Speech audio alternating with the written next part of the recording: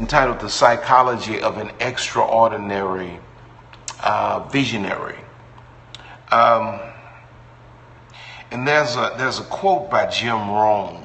There's a quote by a guy by the name of Jim Rohn. And he says, to have an extraordinary life, one must possess an extraordinary psychology. You have to have a certain level of thinking to experience a certain level of living. So the quality or depth of your thinking will establish your perspective on what's possible for you. That's why when I talk to you, I'm not trying to emotionalize you. I'm trying to stimulate your thinking. I want you to think at a deeper level, because your life will only follow the level of your thinking. Your psychology will insulate your soul from the many social and spiritual toxins that come to destroy your faith and to destroy your future. Your psychology will attract corresponding conditions, and your psychology will even attract the necessary people to your life, the way you think. Most of us that are sitting on here right now, if I said this and you shut this thing off, this is enough for all of us to ponder the rest of the week. If we can get our thinking in line, if we can get our thinking in line, everything that we can imagine will manifest. There are things that are manifesting in my life now, and I used to say, well, Lord, why did it happen then? My thinking was not there. Look what the Bible says in Proverbs 23:7. As he thinketh in his heart, so is he. What does the Bible say? Matthew 6:33, I think it is. Am I right? I may be wrong. I'm trying to remember text, but I'm not that good at it. Would that thou prosper and be in health. That's not Matthew 6:33, it's something else. The Bible says, I would that thou prosper and be in health, even as thy soul prospereth. Even as your mind prospers, your life will prosper. So you must align your psychology to accommodate your desires. You must align your psychology to accommodate your desires. The visionary, and I assume that's who's on the line. I believe that's who I'm called to. I believe that's what I attract. I believe those are the only people who really get me. I believe visionaries are the only people who really appreciate what I have to offer. A lot of church folk, they just want emotionalism, and they want to shout and fall out and still go home broke, and still go home defeated, still go home without any measure of success. I'm called to people who see the next level, want to get there, and just going to get out of their own way. I'm called to people who are ready to go get it. I'm not called to these folk who want to just shout on Sunday and leave out of there and have to beg for gas money to get home, and then spend another year broke, stuck in the same poor condition, no change, no shifting in your life. I'm called to visionaries. I'm called to people who see it and go for it, reach it, and they achieve it. That's who I'm called to. I know who I'm called to. I'm not for everybody. I already know this. But the visionary must master his or her internal conversation to develop a mental toughness for extraordinary success. You must master your internal conversation. There's an internal conversation that happens with all of us. There's an internal conversation that happens with all of us. I'll give you an example of what I'm talking. Yeah, this is some stuff I'm talking here now, man. This is not, this is some meat. This is not milk right here. My first occasion, I had prayed, I said, God, I want to go on national television. I even want to go on international television, and I want to speak to the nation. I want to speak to the world. I want to speak to the globe. And my first opportunity to do that, I was really just sitting there going in support of my father, the late Bishop Robert Charles Blake Sr. He was called to do a television show that was seen globally. And he was not well. And so I was just going there to be a support, make sure Dad was all right. Well, it had happened that he was not physically capable of running the show. So minutes before it's time, people are miking me up, and I'm like, well, what's going on? So, well, you going on with your father. As a consequence, I met a man that would become a great friend of mine, Pete Summerall, who's since gone on to be with the Lord. I miss him a lot, actually. But I'm sitting there on this set, and we're getting ready to do 3 hours of live television. Now listen to what I'm saying. Talk about that internal conversation. And I'm sweating like a man running on a treadmill. I'm so nervous because in my mind, boy, there's this conversation from, the broken parts of my soul that's saying, oh, you in for it now. You going live on international television. You getting ready to flop in front of the whole world. And I'm just, man, I'm shaking on the inside. I'm trying to look confident, in front of these people. I don't want these folk to look at me and say, well, what's up with this guy here, Because everybody approached me as if I had done it. It was almost as if they felt I knew what I was doing. I had never been on no international television before. I had never done live television before. And so I knew enough, I understood enough to shift the internal conversation. There's that voice in your mind that speaks whatever it wants to speak involuntarily. These are not even necessarily your thoughts, but they show up in your mind, and they're all thoughts that have, the purpose of shackling you to a place you're trying to leave.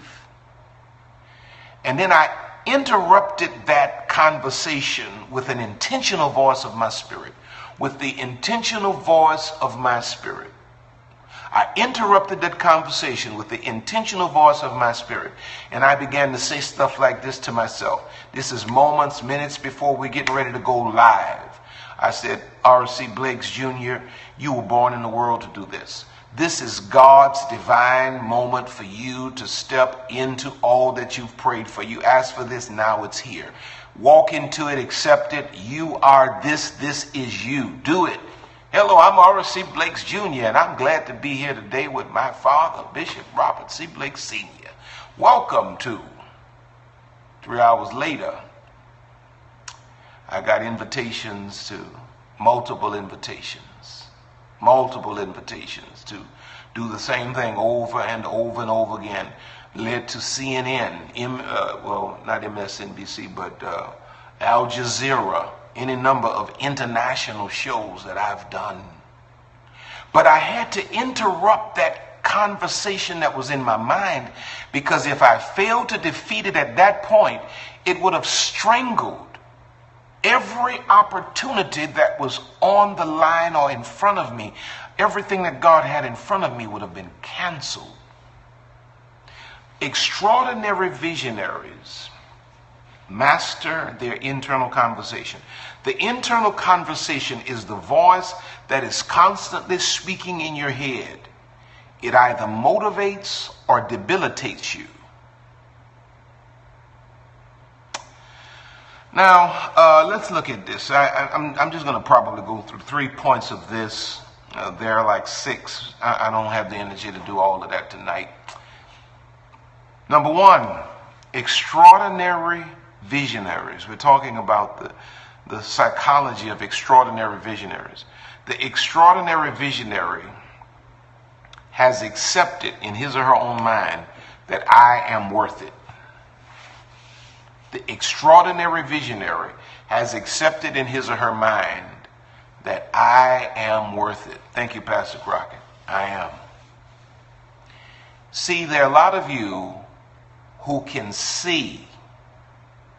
Now, a lot of you all have friends that really need to hear this. They probably on some scope listening to some foolishness and don't know that God is talking to them right now. This is the kind of stuff here that will propel your life to the next dimension. There are a lot of you that are on this line tonight that see where God, you know for certain that God said, this is who you are, this is where you're going. You've even prepared yourself for it, but you've not stepped into it because somewhere in your psyche, you don't believe you're worth it. The very first mental stone that must be set in place in an extraordinary visionary is a concept of personal worth and value. If you don't gain perspective on your personal value, you will accept treatment that's beneath you and settle for results that frustrate you. You gotta know the extraordinary visionary always settles on the fact that I am worth it. Everything. Let me tell you something. There was a time I used to struggle with that. You know, y'all know my testimony. I was a 15-year-old father out of wedlock, obviously, son of the pastor, you know, just drilled every week by church folk. And so there was this thing that was developed in me, shame. And so for a long time I wrestled with shame, and I felt like I couldn't do, I shouldn't be because of the shame. Boy, but did God ever deal with that thing? Now I know that I am worth everything that God has predestined for my life, and I step into it boldly. The extraordinary visionary comes to the conclusion in his or her own mind, I am worth it. Your toughest job as a visionary is to see yourself for all you're really worth. There are many of you who are settling for compensation that is beneath your value because you don't know what you're worth. Never underestimate your personal value. Let me see, I'm just kind of picking through this here. I spoke at a ministry some time ago, a while ago. And the honorarium was handed to me. And I never, when I go to preach or go to speak in a church setting, I never, folks say, how much you charge? I don't charge people to preach. I go, And if they decide to give me something, fine. If they don't, ain't fine, but I'm going on back to my house, But I've never charged people to preach. I go and I allow God to use people to be a blessing to me for whatever he's deposited in my life. Well, on this occasion, this pastor, this church really just kind of blessed me in an uncommon way. And I was kind of like, with that shame thing, man, this is a lot. And this pastor, who was a seasoned man of God, said to me, as great as you are, you're oblivious to your own worth. He said, as great as you are, and as much as as empowering as you are to other people and their capacity to see their worth, he says, you can't see your own worth. He says, if you really knew your own worth, you would understand that this honorarium is really not enough. It's hard to see the picture when you're in the frame. There's some of you who are greater than you realize. And it takes somebody from the outside looking back to tell you what you're really worth. Now, there's a false religious humility that exists only to subjugate your passion and your confidence. Look what he says in Romans 12:3. You guys get anything out of this here? He says, for I say through the grace given unto me, to every man that is among you, not to think of himself more highly than he ought to think. Not to think of himself more highly than he ought to think, but to think soberly according as God had dealt to every man the measure of faith. He says, don't think more highly of yourself, which when you unpack that means that you should think highly of yourself, just don't go overboard. Most folk do not think highly of themselves. You have to, uncommon visionaries, know their worth. Let me read this for you. This is a story. I can't go through all of this. The Danish philosopher Soren, I'll give my best shot at it, Kierkegaard, y'all don't know if it's right or wrong anyway, told a story of thieves who broke into a jewelry store and didn't steal anything. They broke into a jewelry store and didn't steal anything. They simply rearranged the price tags, made some things that were extremely valuable lower. The next morning, the expensive jewelry was sold as junk, and the junk jewelry was sold as expensive. His point is obvious. We live in a world where someone has rearranged the price tags on us. Nowhere is this switching of price tags more evident than in the area of self-esteem. There are many of you that are on this line tonight whose price tags have been switched. And you don't know your own worth, and as a consequence, you're an extraordinary visionary, or you're a visionary that has the potential to be extraordinary, but because you don't know your own worth, you're selling yourself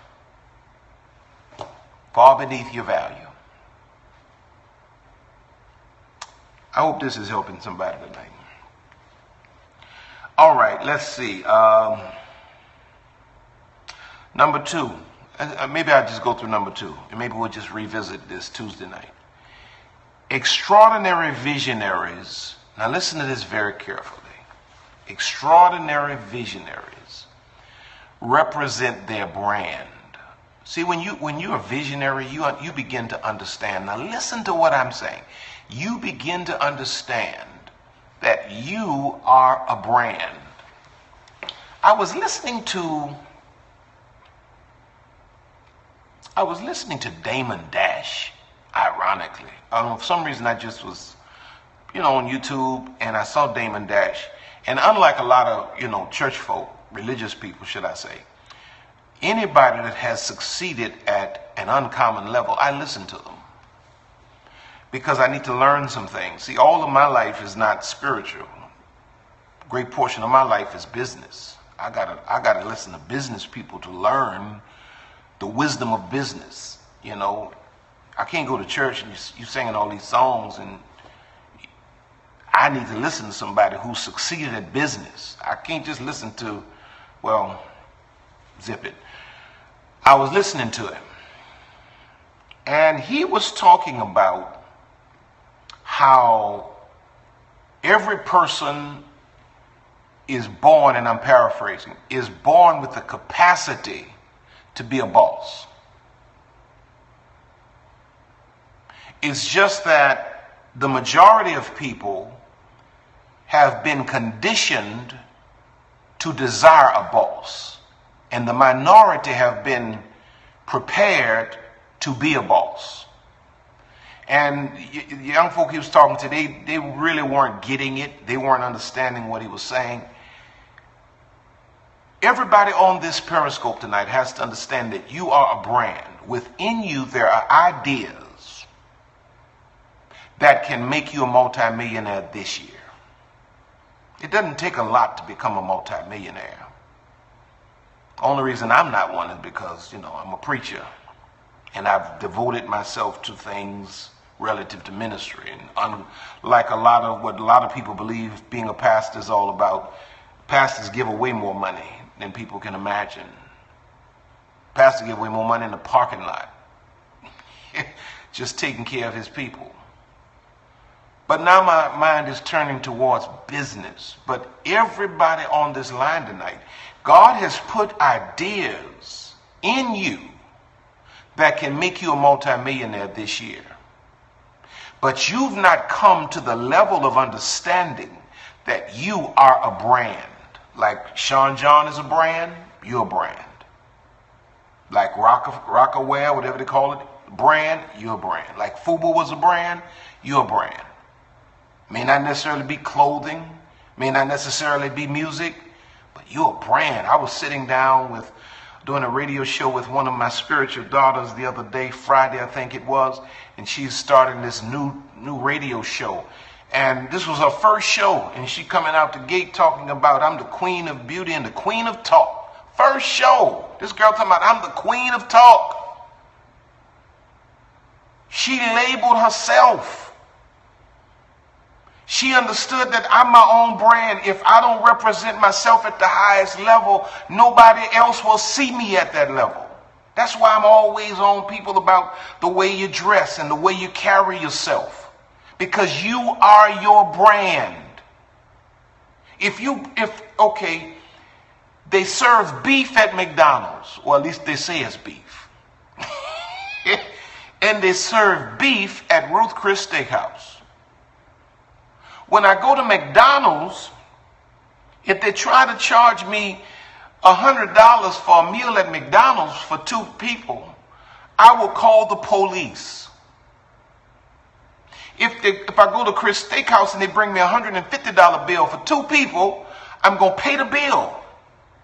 You know why? Because Ruth Chris Steakhouse has branded themselves in a fashion that demands that I understand before I cross the seal of the door, don't come in here unless you're ready to pay. Some of y'all are steak, but you're branding yourself like hamburger. I'm paused because I want that to sink in. You're Kobe beef, but you're branding yourself like hamburger. You don't care about your appearance.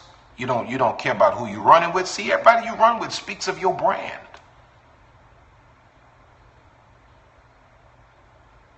All the stuff you put on social media speaks of your brand. So when you get on social media and have all of these emotional tirades and using social media to get back at somebody, it diminishes your brand.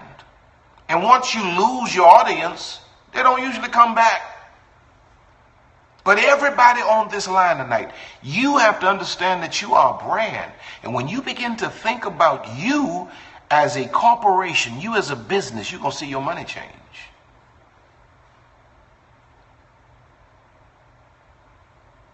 Boy, I wish I was in church because I need to hear some amens on that. Your brand is how you present yourself to the world. It tells them who you are and what you do. Your brand also allows others to determine if they want you, identify with you, or feel the need for you. You are your brand. A visionary is striving to paint a picture of a preferred future for others to see and invest in. The extraordinary visionary understands that he or she is the prototype of the vision. You got to look like what you're saying. If God shows you this, you got to look like this now. You can't wait to look like a million before you get it. That don't mean you go out and act a fool and go buy a bunch of labels that you can't afford either. That means you go find an affordable place to make certain that you put together whenever you step out your house. I went to see. It's not. The clothes don't make the man makes the clothes. Years ago, I went and I bought a suit that cost I think it cost $89. $89, and I wore it to church, and all my men were like, "Pastor, who made that one for you?" They just knew it was tailor made. $89, and I was rocking it. $89. And I proudly told them, man, this suit costs $89. I told the whole church, this suit costs $89. The suit don't make the man makes the suit. But make certain that when you step out of your doors, you are representing your brand in what you say, in where you go, in who you hang with. Everything about you has to represent your brand. Nothing worse than, nothing worse than a woman talking about she want to get in somebody's head, feeling on your hair, and her head full of dandruff. You ain't washed your own head. What you talking about getting in somebody else's head? All right, we'll leave that alone. Look what the Bible says. Here you go. This is why you got to represent your brand. This is why you got to make certain that you look like your future. That's it right there. That's it right there.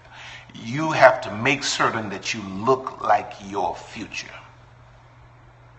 You have to make certain that you look like your future. I don't get dressed. Everybody that I know recognize it. I've been there, but you know what? I don't care how depressed you are. Look good while you're depressed, because depression ain't gonna last long. It ain't gonna last long. Look good while you're depressed, because you are your brand. Your dress code is extremely important. But let me read something to you. Ecclesiastes 9:16. Look like your future. Man, somebody need to, man, see, that's a revelation right there. That's you gotta, tomorrow morning, you gotta look like your future. When you walk into the office, you need to look like you the in charge. I tell my sons, those that will listen to me, you ought to be dressed in a way that when people walk in, if they don't know who I am, they've never seen me before, y'all supposed to be so put together that they can't figure out who the pastor is. You know, these people sitting around here all dusty and everything. Get yourself together. You're supposed to look like the man.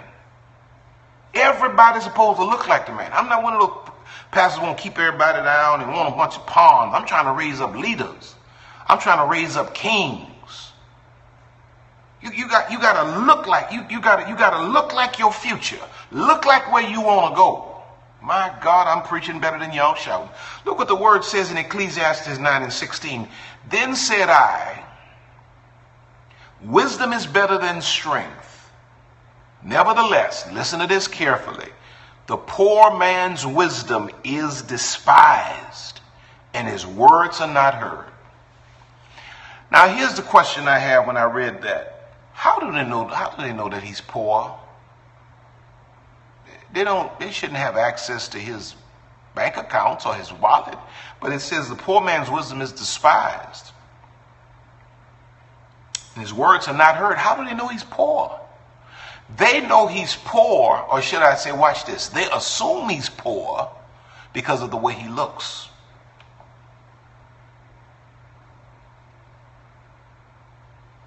You got to look like your future. His words are not heard. They don't buy into his brand. Watch this. You can flip that thing, and you can take a man that knows nothing, is an ignoramus, but he looks like money, talks like money, and they'll listen to every word he has to say. Present presidential race.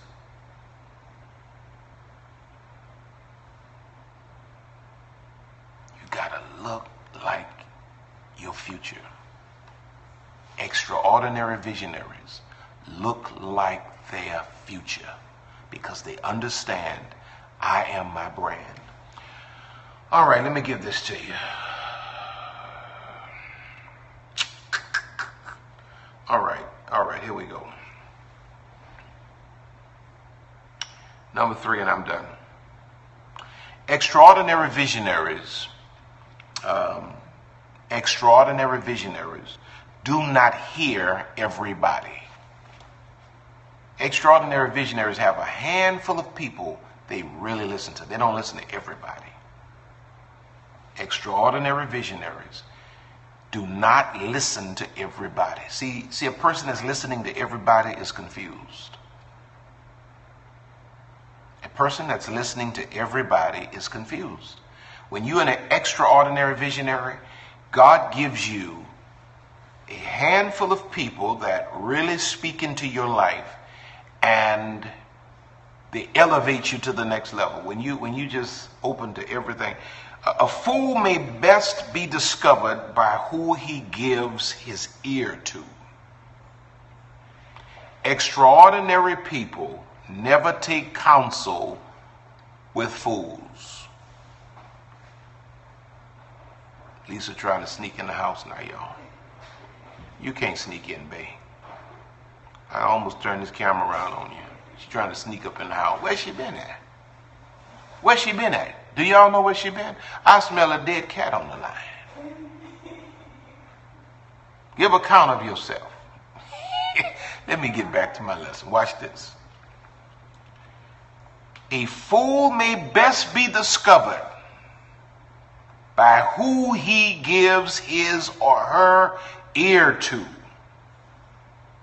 Extraordinary people never take counsel with fools. So now let me ask you a question. If you open your phone up tonight and you looked at the names of the people that you've talked to recently within the last 48 hours and the people you talk the most to, are those people where you're trying to go? Are they even aspiring to go to where you're trying to go? They may not be there, but are they trying to go to the same place you're trying to go to? Why would you give your ear to people who have nothing to thrust you into your future with? Why would you even be on Periscope listening to people doing absolutely nothing but talking foolishness all day? All right, watch this. The Bible says in Psalm 1, and I'm going to shut it down here, 1 through 3. Blessed is the man that walketh not in the counsel of the ungodly, nor standeth in the way of sinners, nor sits in the seat of the scornful, but his delight is in the law of the Lord, and in his law doth he meditate day and night. And he shall be like a tree planted by the rivers of water, that brings forth his fruit in his season. His leaf also shall not wither, and whatsoever he doeth shall prosper. Visionaries take special care to position themselves around the voices that stir their greatness. Visionaries are easily irritated by foolish babbling and nonsense. Visionaries are listening for voices that speak to their hearts and their souls. So I'm going to shut it down there. And let me say this before before I let it go. Whoever has your ear shapes your destiny.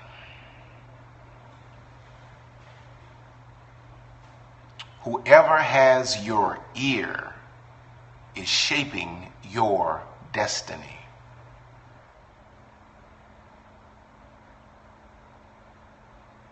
Whoever has your ear is shaping your destiny.